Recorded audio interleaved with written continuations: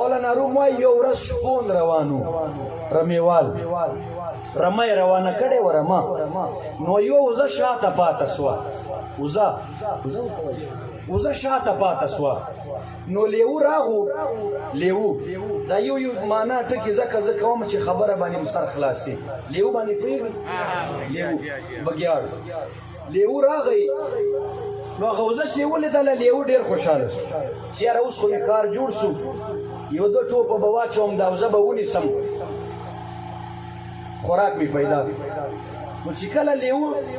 شاته ولټول به دې وزې پسې مولانا روم وایي رحمت الله تعالی علیه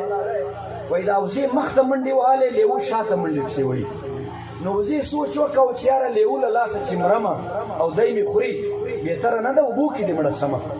مخې تالاب پیدا کړو دې لیو اوبو ته ور ټوپ وهل دا وزې اوبو ته ور ټوپ وهل چې اوبو ته یې ټوپ واچاو اوبه ډېرې کمې دي کته ټوله خټه ده دا وزه په دې خټه کې خشه سوه لیو نور ډېر خوشحاله سو چې هره اوس خو راکابو سوه نو لیو هم دې تالاب ته ور ټوپ وهل چې ټوپ یې واچو مولانا روم وایي وزه مخ ته خشه ده لیو ګل شاته ورته خش لیو شاته ورته خش چې لیو شاته خش سو نو وزې داسې ورته راوکتل وزې وخندل دا خنده هم ډېر غټ کمال دی یقین ومنئ ډېر کمال نو نن سبا یو لیو ډېر زیات خش سوی ده اسلام وایي غواړي اسلام آباد یقین ومنئ خش سوی ده نو هغه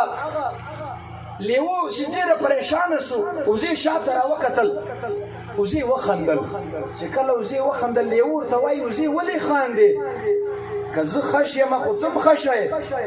که زه پریشانه یم خو تم پریشانه یې وزې ډېر کمال جواب ورکړی دی سبحان الله وایي جواب ورکړی نه داسې نه په زوره سبحان الله وایي وزې ورته ویل لیو ګله لیو ګل بې کو چې لیو خفه نه سي وایي لیو ګله زه نه یم پریشانه پریشاني خو تا ته جوړه ده وایي تم خشه یې ولې نه یې پریشانه وایي لیو چې څوک شاته چیشتل لري هغه نه پریشانه کېږي زه چیشتل لرمه ته بې چیشته نه ګرځې زه چیشتل لرمه ته بې چیشته نه ګرځې لیو ورته وایي څرنګه وایي ودې نه لیدو رمې مخ ته روانو د لرګی په لاس کې ول هغه رمه به کور ته ورسوي بیا به یوه وزه وګڼې شمار به یې کړي چې کله زه په نظر نه سمور زما چیشتن به لرګی راواخلي زما په تلاش کې به ووځي راګرځي به تر څو چې زما چیشتن دې تلاب ته راورسېږي لیو ګله ما خو به وباسي هغه دبۍ ستا لپاره ډېر خطرناک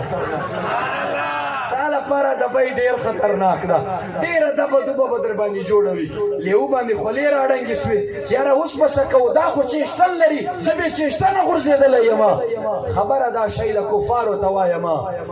په ایمان راته وایي په فرانس کې د رسول الله ګستاخي کېږي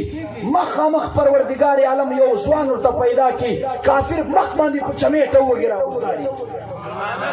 الله تعالی خپل محبوب دې ګستاخي بدله په هغه میدان کې ورنه واخیستله د قرآن پاک بې ادبي کوي الله تعالی په هغه مجلس کې ځوان ورته پیدا کړي ټوپ ورته راواچوي قرآن پاک بې ادبي والا کافر رانیسي راغورځوي مرداړوي معلومه دا سوه چې د رسول الله عزت والا معامله سیده دا بې چیشتنه نه ده دا بې چیشتنه نه ده اسلام بې چیشتنه نه ده دا مسلمانان بې چیشتنه نه دي رسول الله عزت لپاره داسې عاشقان شاته لري داسې غلامان شاته لري دغه غلامانو معامله چې راشي بیا د محمد رسول الله غوندې سلطان شاته لري سلطان شاته لري د انبیاو سلطان شاته لري غوث الاعظم